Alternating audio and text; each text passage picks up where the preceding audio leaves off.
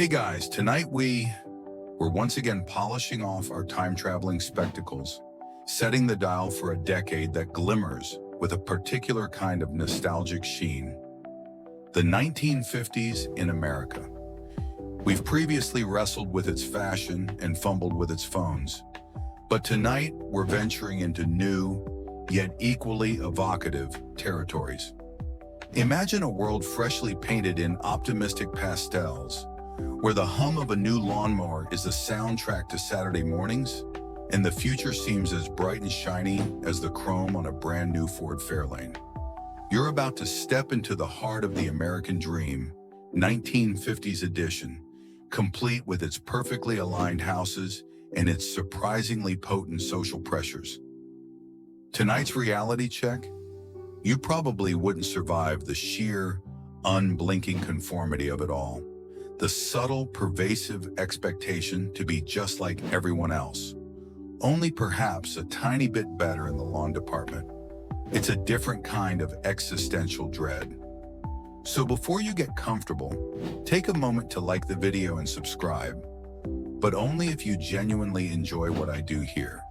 And as always, let us know your location and local time in the comments. It's a genuine thrill seeing our sleepy community span the globe. Now dim the lights, maybe turn on a fan for that soft background hum, and let's ease into tonight's journey together. You find yourself standing on a freshly paved sidewalk in a brand new housing development. This is Suburbia, born from post-war optimism and the desire for a little patch of green to call your own. The houses, often modest but new, stretch out in neat rows, each with a driveway, a small yard, and a startling resemblance to its neighbors.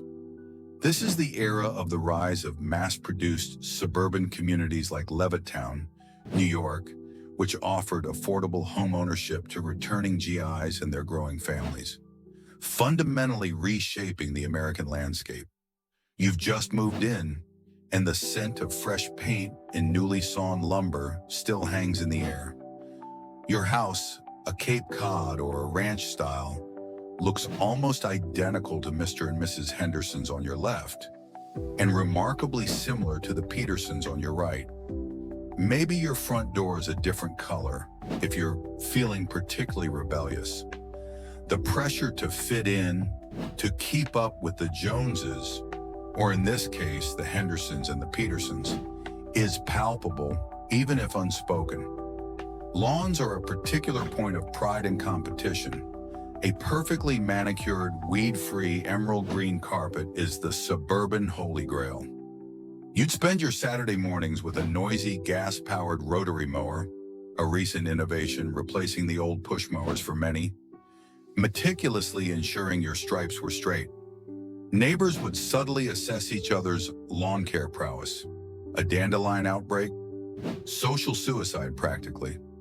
You'd probably find yourself in hushed conversations about the best fertilizer, the optimal watering schedule, and the ongoing battle against crabgrass.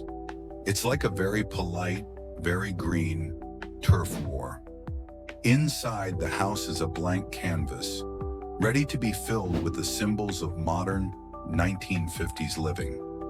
A new Frigidaire refrigerator, perhaps in a fashionable pastel shade like turquoise or petal pink, a formica-topped kitchen table, and maybe, just maybe, you're saving up for one of those newfangled television sets. The furniture is likely modern, with clean lines and new materials like naugahyde. Historians still debate whether the conformity of these suburban developments fostered a sense of community and shared values, or led to social isolation and a stifling of individuality. Was it the American dream realized, or a gilded cage of identical houses and unspoken rules?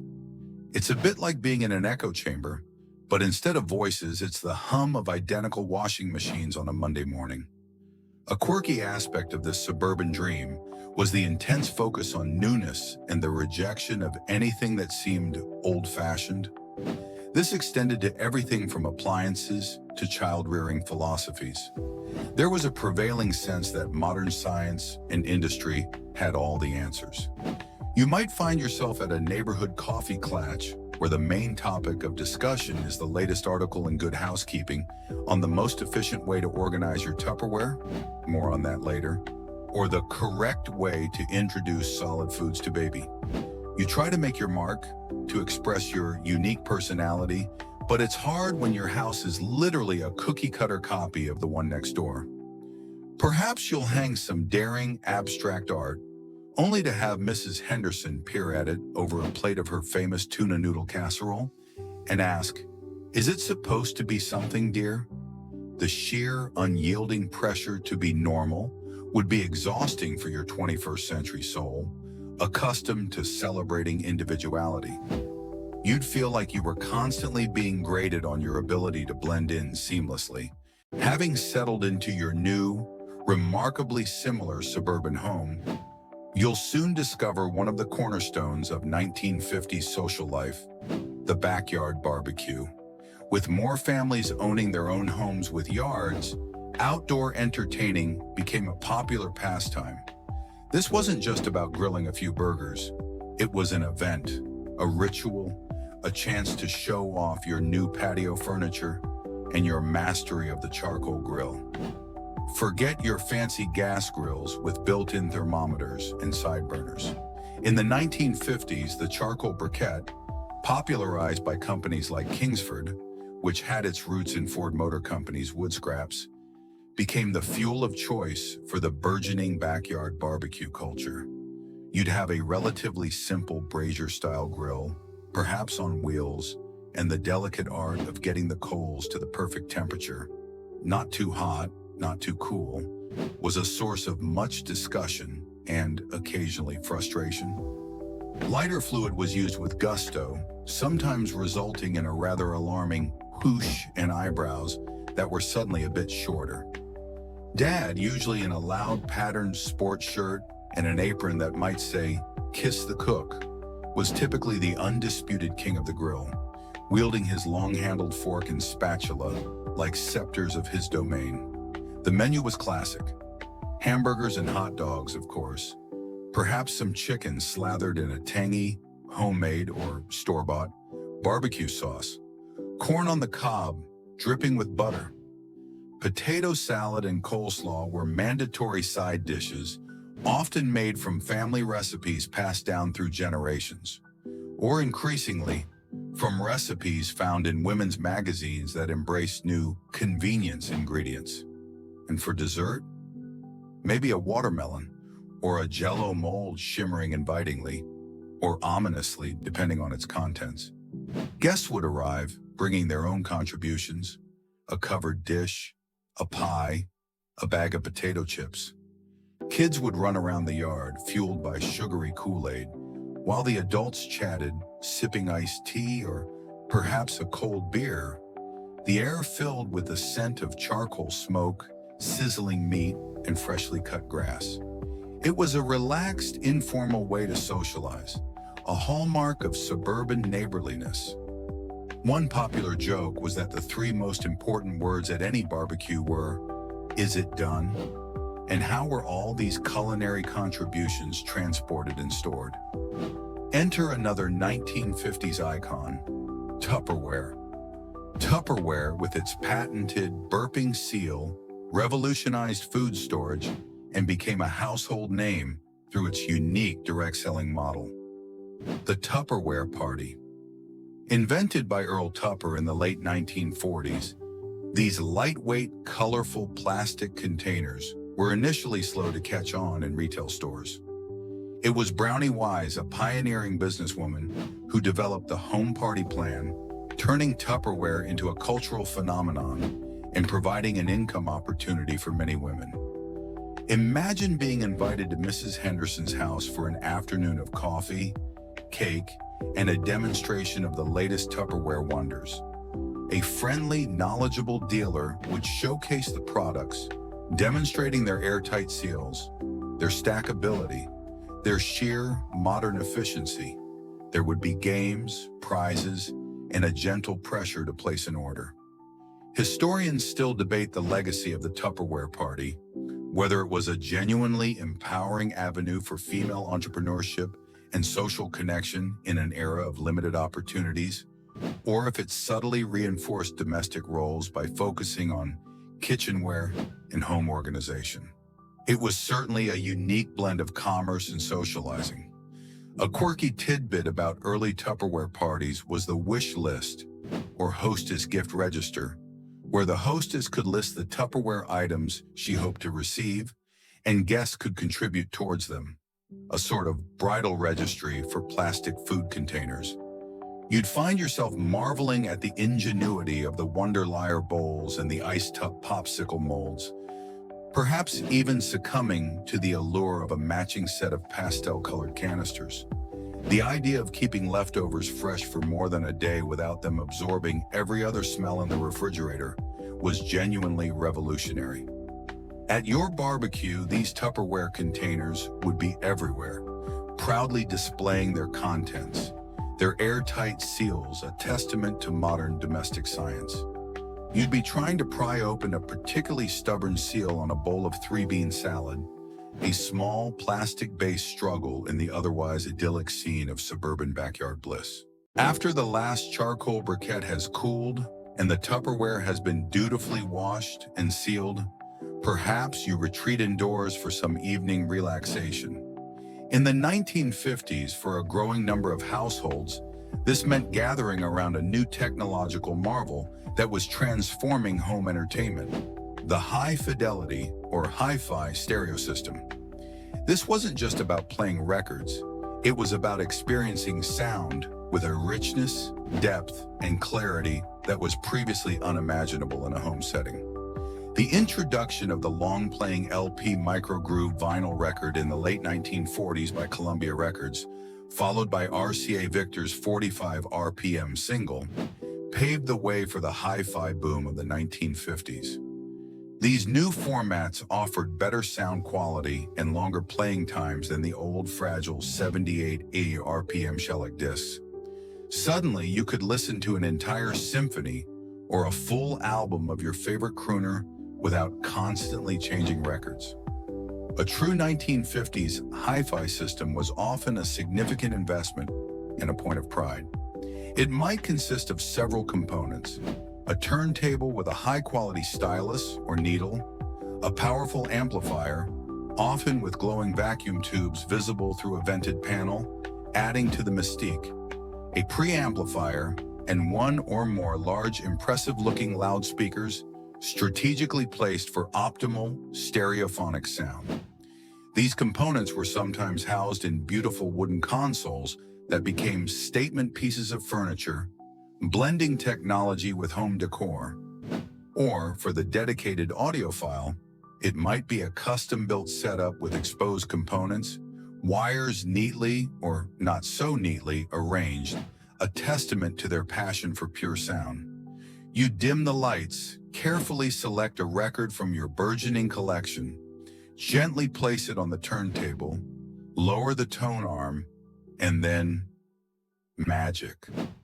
The warm, rich sound would fill the room, from the deep notes of a jazz bass to the soaring strings of an orchestra, or the smooth vocals of Frank Sinatra or Peggy Lee. The joy of collecting records was a significant part of the hi-fi experience.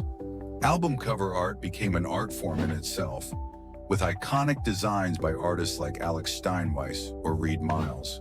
Browsing in a record store, flipping through the bins of LPs, discovering new artists, or eagerly awaiting the latest release from a favorite performer was a beloved pastime. Your record collection was a reflection of your taste, your personality, a curated soundtrack to your life. You'd handle your records with care, cleaning them meticulously with a special brush, ensuring they were stored upright to prevent warping. Historians still debate whether the rise of hi-fi and LP records led to a more solitary, individualized mode of music listening, or if it fostered new forms of social engagement, such as listening parties, where friends would gather to experience new albums together. Perhaps it was a bit of both, a deeply personal pleasure that could also be shared. A quirky aspect of the early hi-fi era was the proliferation of demonstration records designed to show off the capabilities of these new stereo systems. These often featured dramatic sound effects, ping-pong games where the ball seemed to bounce between speakers, trains chugging across your living room, or orchestras with exaggerated stereo separation. It was all part of the thrill of this new sonic dimension. You'd sit in the sweet spot between the speakers, utterly mesmerized, perhaps closing your eyes to fully immerse yourself in the soundscape. The warmth from the vacuum tubes, the almost tangible presence of the music. It was a far more deliberate and engaging experience than passively streaming a playlist through tiny earbuds. You might even find yourself air conducting along with a classical piece or crooning along with your favorite vocalist, completely lost in the high-fidelity sound waves. It's a reminder that listening to music wasn't always just background noise. It could be an event, an experience, a journey in itself. You'd probably start planning which records to save from a hypothetical fire. While the warm glow of the hi-fi filled the living room, other parts of the 1950s home were also hubs of activity and creativity, often reflecting the distinct gender roles of the era. For many fathers, the garage or basement workshop was their sanctuary, a place to tinker, to build, to fix. This was the heyday of the DIY, do-it-yourself ethos, fueled by a post-war can-do spirit, the availability of new power tools, and a plethora of magazines like Popular Mechanics or Mechanics Illustrated, offering plans and inspiration. Your 1950s, Dad might spend his weekends building a soapbox derby racer for his son, crafting a new set of bookshelves for the den, or attempting to repair the family toaster, sometimes successfully, sometimes with mixed results. The workshop would be a fragrant realm of sawdust, oil, and solder, filled with tools neatly arranged on a pegboard wall. Hammers, saws, drills, wrenches, perhaps a prized lathe or a table saw. There was a deep satisfaction in working with one's hands, in transforming raw materials into something useful or beautiful. Remember, this was an era before planned obsolescence was quite so rampant. Things were often built to last, and when they broke, the first instinct was often to try and fix them.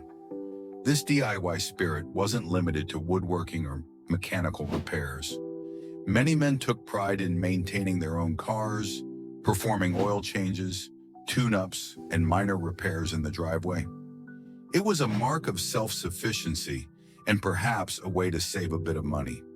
The jokes about a dad disappearing into the garage for hours, only to emerge grease-stained but triumphant, or occasionally utterly defeated by a stubborn bolt, were common. This was a space where problems were solved, skills were honed, and perhaps a bit of quiet contemplation could be had, away from the hubbub of family life. Meanwhile, for many mothers, creative and social energies might find an outlet in different, but equally engaging pursuits, the craft circle or the sewing group. Women would gather in each other's living rooms, often over coffee and cake, to work on various handicraft projects. Sewing was a particularly prevalent skill, with many women making clothes for themselves and their children, as well as home decor items like curtains and slipcovers. A new sewing machine, perhaps a sturdy Singer, was a prized possession. Pattern books from Simplicity or McCall's offered the latest fashions, and the ability to create a stylish dress or a well-fitting shirt was a source of pride and practicality. Beyond sewing, other crafts were popular: knitting, crocheting, embroidery, and even more specialized pursuits. Historians still debate the extent to which these gendered hobby spaces reinforce traditional roles versus providing women with valuable social networks, creative outlets, and a sense of accomplishment outside of purely domestic chores. Were they havens of shared skill and camaraderie, or another facet of the feminine mystique? A quirky craft fad that swept through the 1950s and beyond was paint by numbers. These kits, with pre-printed canvases divided into numbered sections corresponding to specific paint colors, promised that anyone could create a masterpiece. While derided by some art critics, they were immensely popular, offering a relaxing, structured way to engage in a creative activity, regardless of artistic talent. You might find yourself at a craft circle where one woman is expertly knitting an argyle sweater, another is embroidering a delicate tablecloth, and a third is diligently filling in the numbered spaces on a picture of a Parisian street scene. There's a quiet hum of conversation, shared tips, and mutual encouragement. You, perhaps more accustomed to digital creativity or store-bought everything, would be struck by the patience, skill, and sheer time invested in these handmade items. It's a world where making was not just a hobby, but a fundamental part of life, a tangible connection to the material world, and a way to imbue everyday objects with a personal touch. You'd probably feel a sudden urge to learn how to darn a sock, or at least appreciate the artistry in a perfectly turned heel. When the urge to acquire something new, perhaps a stylish outfit, a modern appliance, or a gift for a special occasion, struck your 1950s counterpart, the destination was often not a sprawling suburban mall, those were still in their infancy, but the grand multi-story department store in the heart of downtown. This was more than just a place to shop. It was an experience, a destination, a veritable palace of consumption. Downtown department stores like Macy's in New York, Marshall Field's in Chicago, or Hudson's in Detroit were iconic institutions, often occupying entire city blocks and serving as anchors of urban commercial life in the 1950s. You dress up a bit to go downtown, perhaps a hat and gloves for the ladies, because a trip to the department store was an outing. As you push through the revolving doors, you'd be greeted by a dazzling array of sights, sounds, and smells. Gleaming glass display cases, counters piled high with merchandise, the murmur of shoppers and the polite inquiries of sales assistants, and perhaps the scent of perfume from the cosmetics department or coffee from the in-store cafe. These stores were often marvels of organization and service. Each floor might be dedicated to different categories of goods, women's fashions on one, men's haberdashery on another, furniture, housewares, toys, books. Liveried elevator operators would announce the departments at each stop. Sales assistants, often highly knowledgeable about their specific area, were there to offer personalized service, helping you find the right size, suggesting coordinating accessories, or demonstrating the features of a newfangled kitchen gadget. There was an art to salesmanship, a level of attentiveness that is rare in today's self-service retail landscape. You could open a charge account, have your purchases gift wrapped beautifully with paper and ribbon, and even arrange for delivery. It was a world designed to make shopping a pleasure and indulgence. One of the most magical aspects of the 1950s department store experience was the art of window shopping, particularly the elaborate window displays that stores would create, especially for holidays like Christmas or Easter. These weren't just static arrangements of mannequins. They were often intricate, animated scenes, telling stories, showcasing the latest trends, or creating fantastical worlds that would draw crowds of onlookers, noses pressed against the glass. These displays were a form of public art, a gift to the city, and a powerful enticement to step inside. Historians still debate whether the grand department store was primarily a democratizing force, making new goods and fashions accessible to a wider range of people, or if it was a temple of consumerism that fueled desire and reinforced social hierarchies through its aspirational displays and pricing structures. It probably served as both simultaneously. A quirky feature of many older department stores was the pneumatic tube system. When you made a purchase with cash, The sales assistant might place your money in the sales slip into a canister, which was then whisked away through a network of pipes to a central cashier's office. Moments later, the canister would return with your change and receipt. It was a marvel of hidden engineering, a secret circulatory system that kept the commerce flowing. You'd wander from department to department, perhaps stopping for lunch at the store's genteel tea room or restaurant, feeling a sense of wonder at the sheer variety and abundance on display. You might try on a hat with an elaborate feather, test the springiness of a new mattress, or simply gaze at the glittering costume jewelry. It was a far more tactile and sensory experience than clicking add to cart. You'd probably get gloriously lost at least once, overwhelmed by the sheer scale and the endless temptations, a happy captive in a cathedral of commerce. After a day of navigating the wonders of the downtown department store, or perhaps after a long day at work or school, your 1950s family would likely convene for what was rapidly becoming the dominant form of evening entertainment: television. But this wasn't the era of 1,000 channels, streaming services, and personal screens for every family member. This was the golden age of television, a time when a few major networks, NBC, CBS, ABC, and Dumont for a while, broadcast a limited schedule of programming, primarily in black and white, to a nation rapidly falling in love with this new medium. The television set itself was a substantial piece of furniture, often a large wooden console with a relatively small rounded screen. It occupied a place of honor in the living room, and families would gather around it, much as they had gathered around the radio in previous decades. Getting good reception could be a challenge, involving fiddling with rabbit ear antennas and adjusting various knobs for brightness and contrast.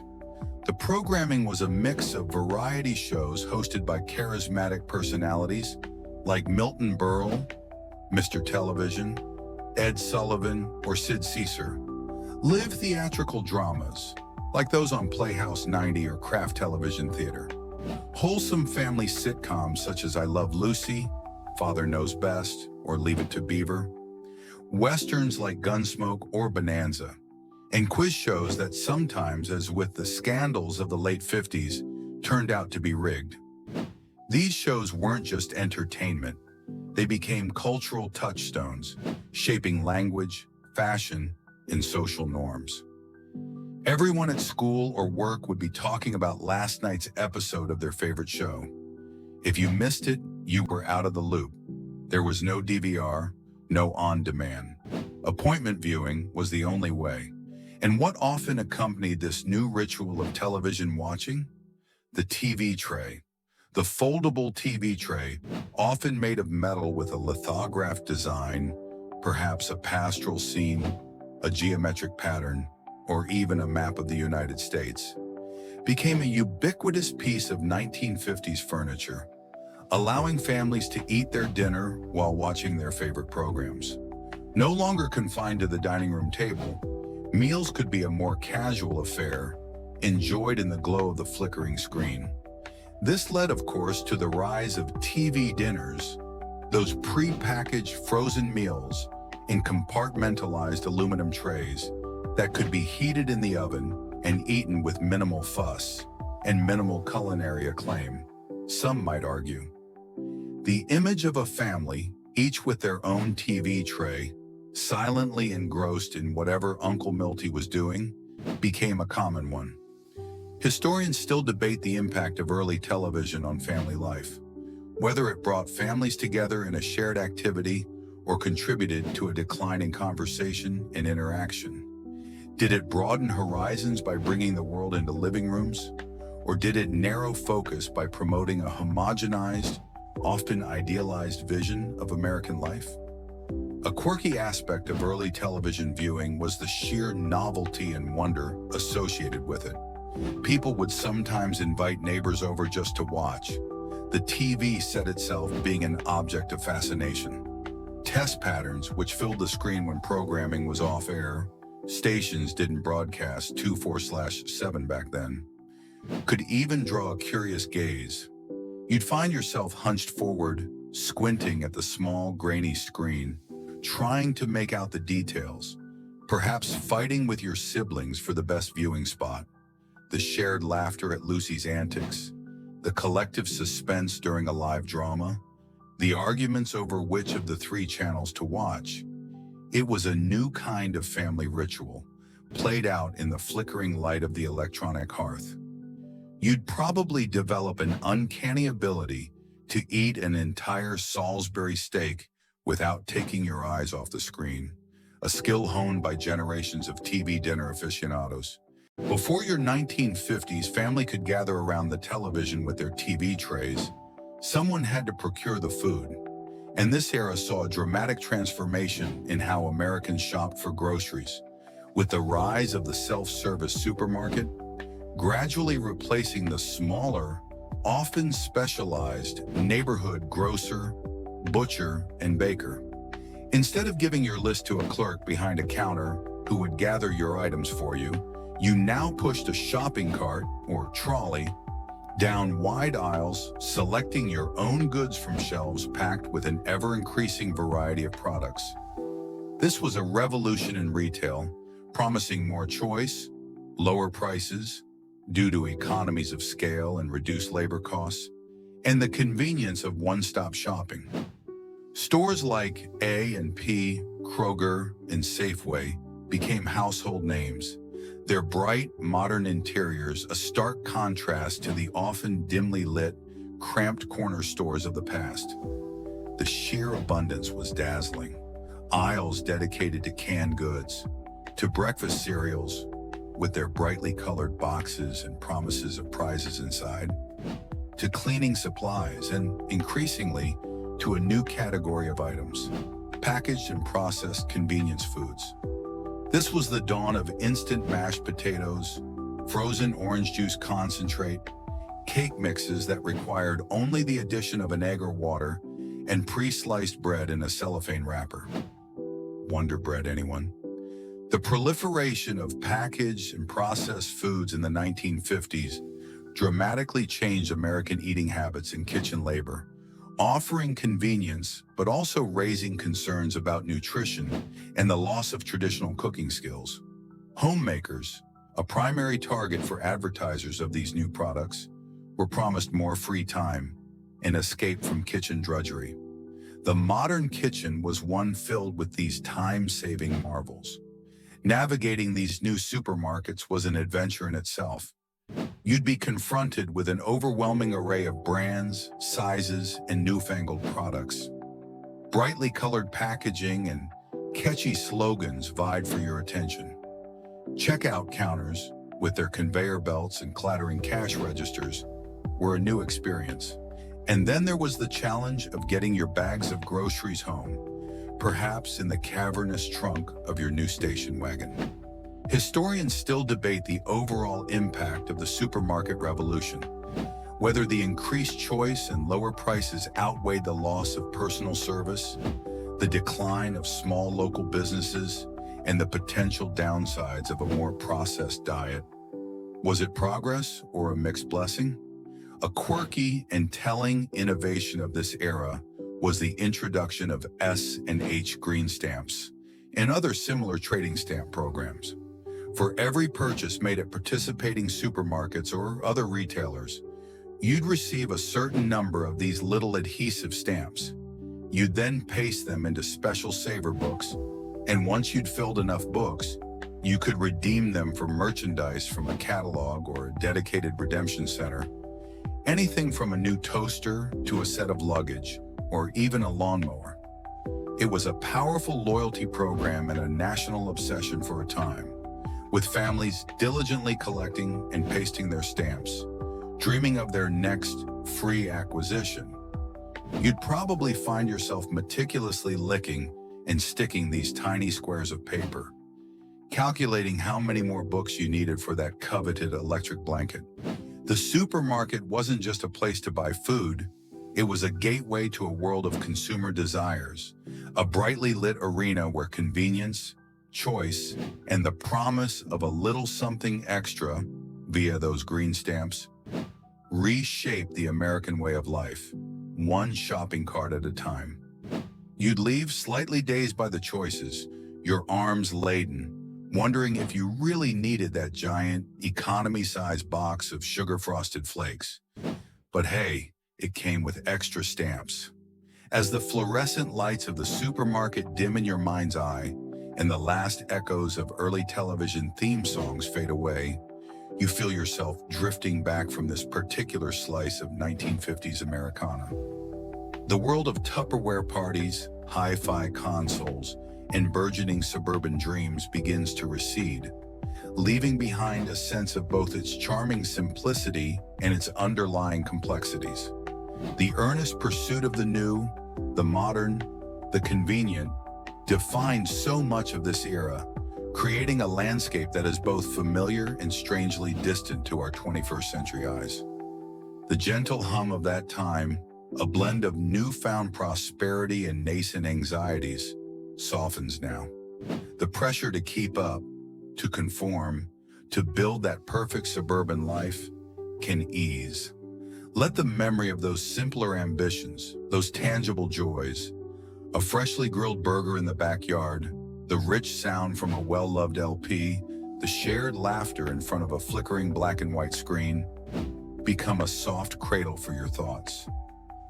The world of meticulous lawns and gleaming department stores, of home workshops and revolutionary supermarkets has played its part, guiding you toward a state of quiet repose.